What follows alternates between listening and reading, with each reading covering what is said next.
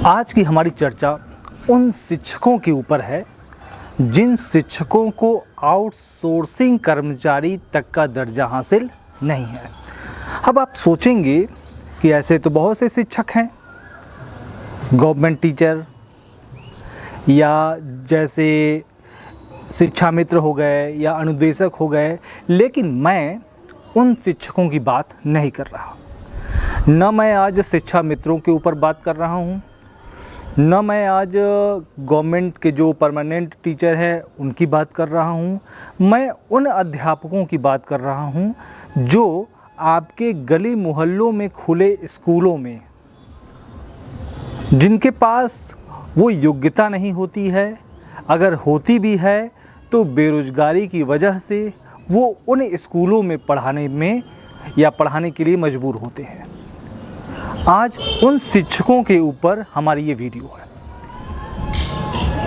उन शिक्षकों को आप पता करिए कि उन्हें सैलरी कितनी मिलती है, या अगर वो शिक्षक इस वीडियो को देख रहे हैं तो वो कमेंट बॉक्स में भी दे सकते हैं उन्हें कितनी सैलरी मिल सकती है या मिलती है। जहाँ तक मैं अपने एरिया की बात करूँ तो हमारे एरिया में जितने स्कूल हैं प्राइमरी स्तर के, मैं 1 से 5 तक की बात कर रहा हूँ, मैं 5 से 8 स्तर तक की बात कर रहा हूँ, मैं इन स्कूलों की बात कर रहा हूँ। आरटीआई में जो आरटीई, मैं गलत बोल गया, आरटीई के एक्ट के अंतर्गत जो प्रावधान है कि एक शिक्षक के ऊपर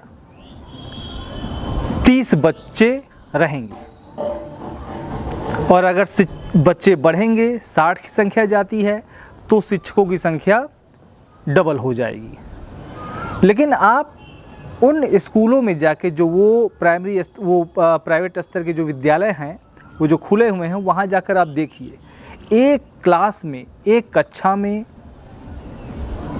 80 बच्चे, 90 बच्चे, 100 बच्चे तक हैं और उन्हीं टीचरों की बदौलत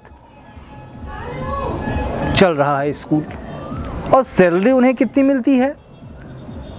सैलरी मिलती है किसी स्कूलों में 5,000, किसी स्कूलों में 8,000, 10,000, 12,000, यही है। बहुत से ऐसे स्कूल हैं जो अच्छी सैलरी भी देते हैं, लेकिन बहुत से स्कूल ऐसे हैं जिनकी सैलरी 10,000 के नीचे है। मैंने जब उन शिक्षकों से पूछा तो उन शिक्षकों ने ये तक बताया कि उनका न ईपीएफ अकाउंट खोला गया है,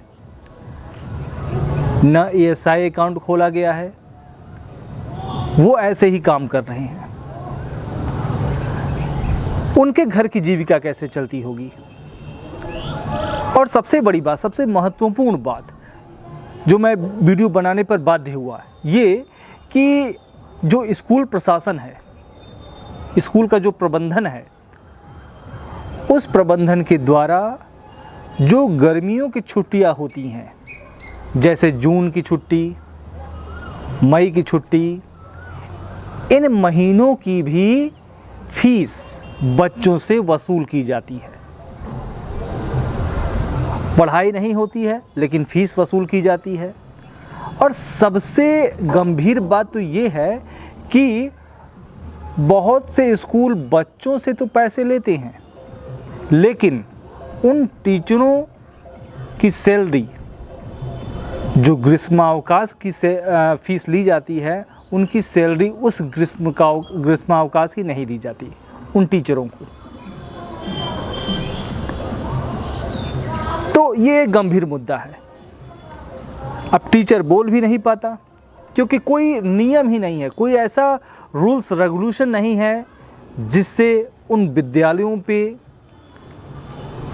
एक तरह से सख्ती बरती जाए। इसके कारण कई हो सकते हैं। कुछ कारण तो ये भी हो सकता है कि बहुत से टीचर जो मानक गाइडलाइन है पढ़ाने की, जैसे बीएड हो गया, टीईटी हो गया, या फिर प्राइमरी स्तर की जो भी योग्यताएं होती हैं वो नहीं होती हैं।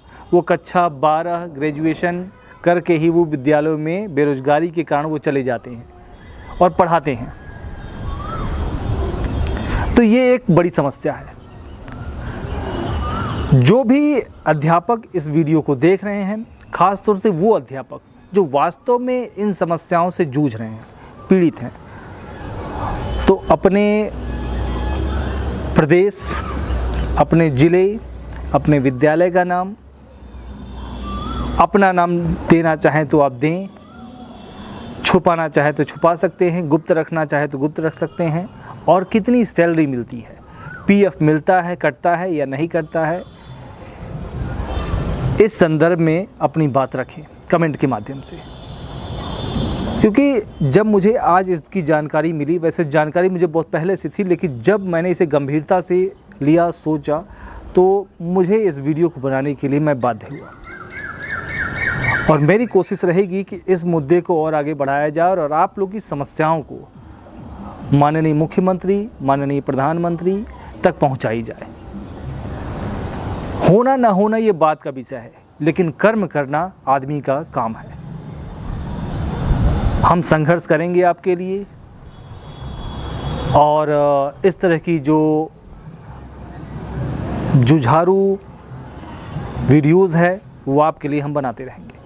तो आज के लिए बस इतना ही। अगर आपको हमारा विचार, हमारी सोच अच्छी लगी हो तो प्लीज़ चैनल को लाइक करें, शेयर करें, सब्सक्राइब करें, ताकि इस तरह की वीडियो हम आप तक लाने का प्रयास और हमारे अंदर जो जुनून है वो इसी तरह बरकरार रहे। तो आज के लिए बस इतना ही। नमस्कार, जय हिंद, जय भारत।